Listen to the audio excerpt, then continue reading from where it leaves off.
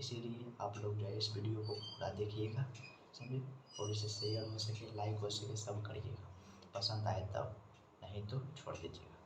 Sir चलिए शुरू करते हैं, बिना किसी देरी के शुरू करते हैं मेटलर्जी, समझिए। मेटलर्जी जिसमें तत्वों के निष्कर्षण के बारे में हम लोग अध्ययन करते हैं, समझिए। सबसे पहला टॉपिक आता है, मतलब कुछ आता है कि बेसिक है, समझे, यानी कि मुक्त अवस्था में कुछ ऐसे जो होता है मेटल है जो मुक्त अवस्था में पाया जाता है, समझे, जो किसी से रिएक्शन नहीं करता है जनरली। तो आप लोग तो अक्रिया गैस के बारे में जानते होंगे, जैसे सोना, चांदी, प्लेटिनम, ये सब जो होता है जनरली, ये सब क्या होता है, मुक्त अवस्था में पाया जाता है, समझे, फ्री स्टेट में पाया जाता है। उसके बाद बात आती है जो मेटलर्जी के सबसे मोस्ट इम्पोर्टेंट है, खनिज किसे कहते हैं, अयस्क किसे कहते हैं, ये सब क्या होता है। तो खनिज देखिए मेरे भाई क्या होता है, तो पृथ्वी के भूपट्टी से, यानी कि पृथ्वी के भूपट्टी से हम लोग जो सभी पदार्थ प्राप्त करते हैं, यानी कि पृथ्वी की भूपट्टी से प्राप्त हुए सभी पदार्थ, जिनसे धातुओं का निष्कर्षण होता हो, समझे, धातु का निष्कर्षण होता है, लेकिन पृथ्वी के भूपट्टी से प्राप्त करते हैं जब कोई पदार्थ, उसे हम लोग खनिज कहते हैं, समझे, जनरली उसे ही कहते हैं, समझे।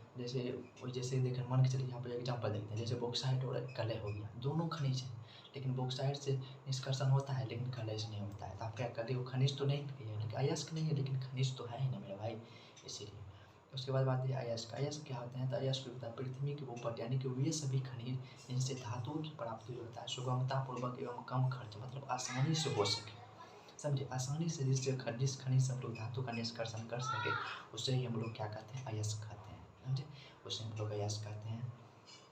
तो ये तो अयस्क का बात है। देखिए सभी अयस्क जो होता है ये खनिज होता है, लेकिन सभी खनिज ये अयस्क नहीं हो सकता है।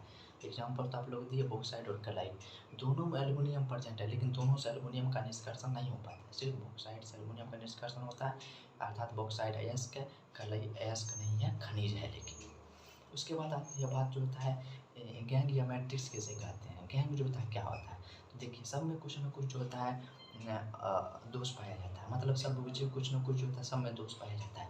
तो अयस्क में जितना इम्प्योरिटी, मतलब अयस्क में जो इम्प्योरिटी पाया जाता है उसे हम लोग कहते हैं गैंग या मैट्रिक्स कहा जाता है।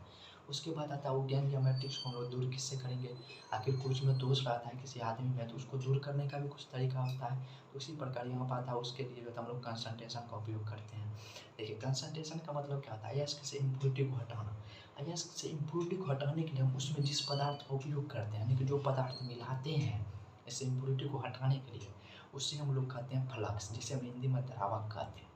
और उससे जो होता है मिलाए इम्प्योरिटी को दूर करने के लिए, और फ्लक्स जो होता है वो इम्प्योरिटी के साथ मिलकर एक स्लैग का निर्माण कर लेता है। स्लैग मतलब होता है धातुमल, हिंदी में उसको धातुमल कहते हैं, समझे।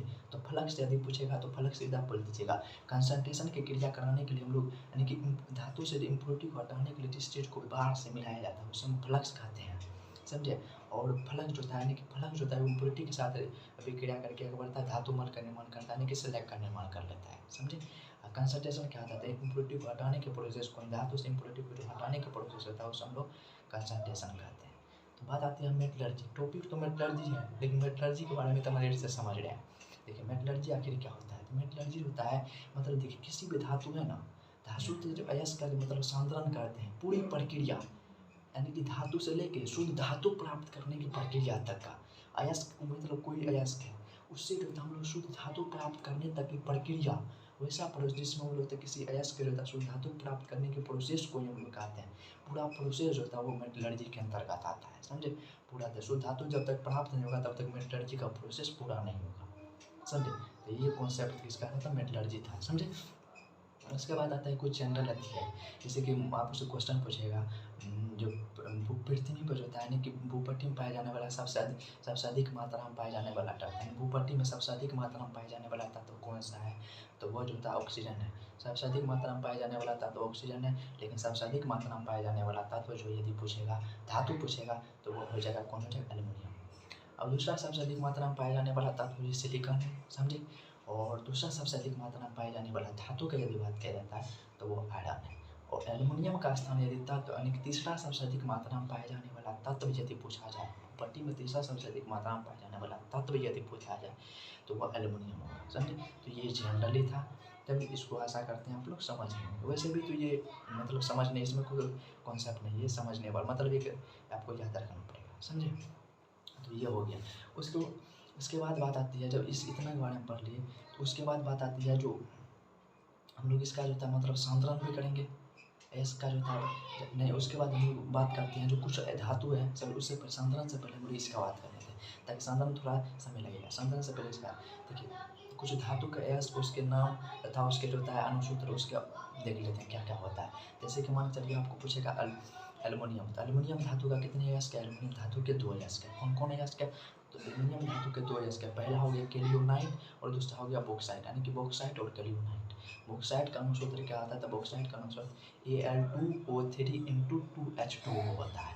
और केलियोनाइट का अनुसूत्र जो होता है मेरा भाई Al2OH का होल 4 × Si2O5। ये किसका है? केलियोनाइट। उसके बाद बात आती है जो आयरन। आयरन का कितने एस का? तो आयरन का भी कितने एस का मेरे भाई? 4 एस का। समझे? आयरन का 4 एस। कौन कौन? हेमाटाइट, मैग्नेटाइट, आयरन पैराइड्स और सिडराइट। कितना एस? 4 एस। हेमाटाइट, मैग्नेटाइट, सिडराइट और आयरन पैराइड्स। हेमाटाइट का क्या होता है? तो हेमाटाइट का अनुसूत्र होता है Fe2O3। मैग्नेटाइट का क्या होता है? तो मैग्नेटाइट का होता है Fe3O4। सिडराइट का FeCO3 और आयरन पैराइड का FeS2। समझिए? समझ गए होंगे। उसके बाद बात आती है जो कॉपर का। कॉपर कितने एस? कॉपर का भी 4 एस का। कौन कौन एस का? तो कॉपर का हो गया सबसे पहला कॉपर पैराइड्स, मेलेचाइट, क्यूपराइट, कॉपर ग्लास। तो कॉपर पैराइड्स का क्या होता है? तो CuFeS2। उसके बाद आता है मेलेचाइट। मेलेचाइट का क्या होता है? CuCO3 × CuOH का होल 2। उसके बाद आता है क्यूपराइट। क्यूपराइट का क्या होता है? Cu2O, copper glass. Copper glass का होता है Cu2S। उसके बाद चौथा आता है लास्ट, चौथा और लास्ट। देखिए और सब भी होता है लेकिन इस टॉपिक में 4 ही पढ़ रहे हैं, समझे? जिंक आता है। जिंक का क्या होता है? तो जिंक का भी 3 एस का है। समझे? कौन कौन है एस का? जिंक का पहला हो गया जिंकाइट, केलेमाइन और जिंक ब्लेंड। जिंक ब्लेंड का होता है ZnS। जिंकाइट का होता है ZnO। जिंकाइट का ZnO होता है और केलेमाइन का ZnCO3। जिंक का निष्कर्षण हम लोग प्रमुखतः जो होता है जिंक ब्लेंड के द्वारा ही करते हैं।